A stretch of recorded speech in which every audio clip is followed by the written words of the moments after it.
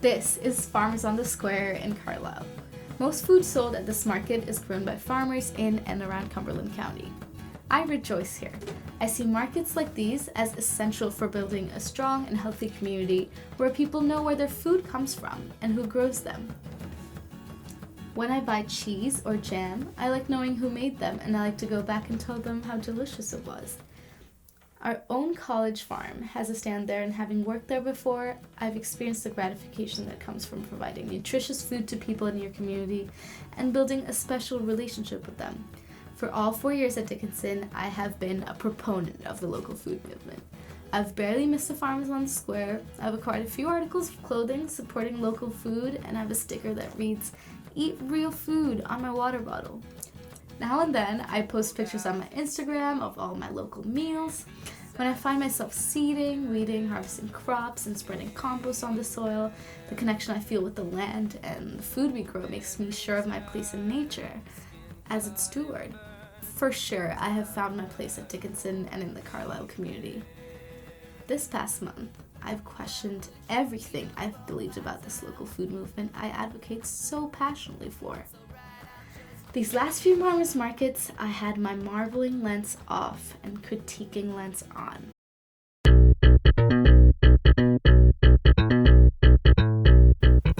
In this community I love and value so much, who is missing?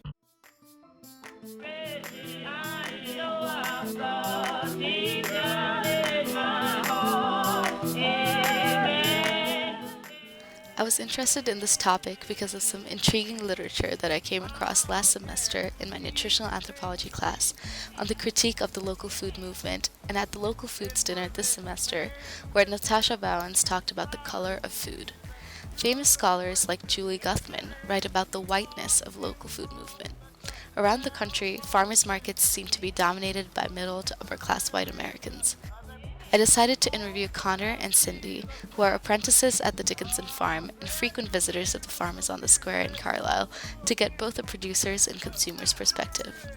Cindy is also a board member of the market here in Carlisle. I asked them if they see whiteness as a problem here. Yeah, I don't know if you want to jump in. Yeah, I would say yes, it is. And I think that's something that farmers markets everywhere and the sustainable food movement in general has struggled with. I've definitely read different literature that talks about kind of like the place that the market creates, and it's not necessarily the most welcoming place for a person of color if like the farmers there aren't people of color. Like it's just like you, as a shopper, like you're not seeing anyone to support that looks like you, and that can deter some people, I think. This is Jen Halpin, manager and director of the Dickinson College Farm, who has been with Farmers on the Square since its reemergence. I wanted to get her thoughts on racial and socioeconomic inclusivity at the farmers market. Farmers on the Square, I believe, is starting its 6th year, and I would say that over the years, the board of the farmers market has worked very thoughtfully on creating programs that help the marketplace feel more inclusive. But I don't think that the approaches that have been taken have always been successful in terms of the intentions behind the actions. So one successful thing I'll say, and then I'll kind of talk about some of the challenges, is the introduction of the EBT machine, which is basically a food stamp swiping machine.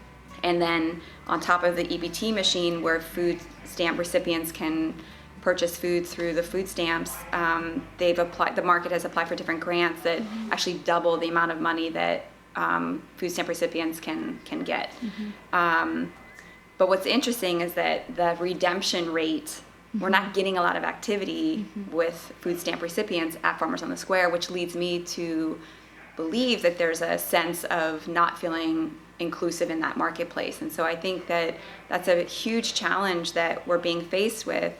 And I think it's a huge challenge that any local food movement is being faced with, because it's a very middle class driven movement that has a tendency to be white and creates marketplaces that are comfortable to the demographic that's creating the movement, if that makes sense. And so by nobody's fault and everybody's fault, we're not really creating a marketplace that feels welcoming to all populations that inhabit the Carlisle area. It's a hard question to answer, because there's definitely more value in those goods than what is more easily or more commonly available at your general supermarket.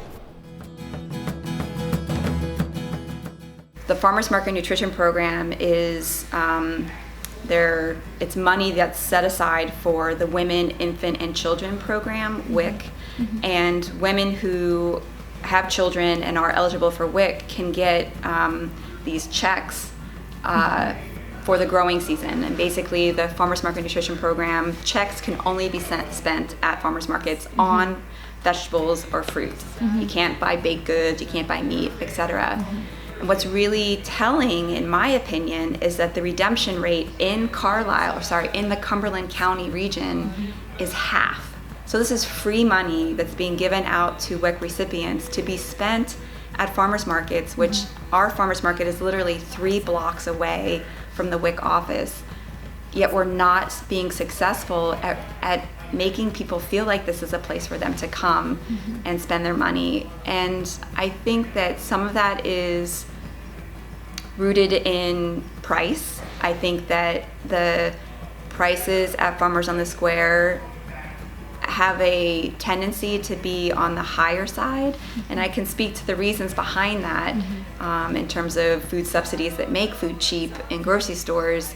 But I think that serves as a deterrent for some people, because even though you're getting free money, so to speak, that free money only goes so far. I don't know if it's the price. I'm sure there are a couple different things going on. Like the farmers market isn't the most convenient place to go. It's like a specific time in the middle of the week.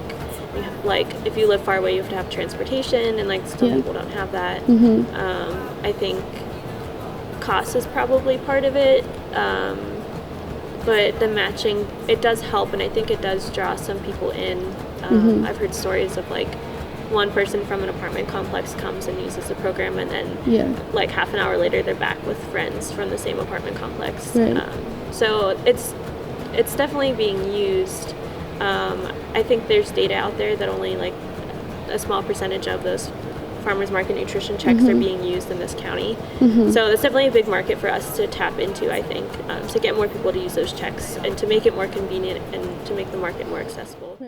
What I have discovered is that farmers markets that I and other local food advocates deem as ideal were not so ideal. Sure, these places shorten the socioeconomic distance between producers and consumers, build community and participatory democracy, and otherwise serve as sites of protest against the globalized food system. But in this ideal community, who is included? How do accessibility and culture of spaces affect a person's ability to find their place? Who gets to be a part of a movement we tag as sustainable, local, and natural?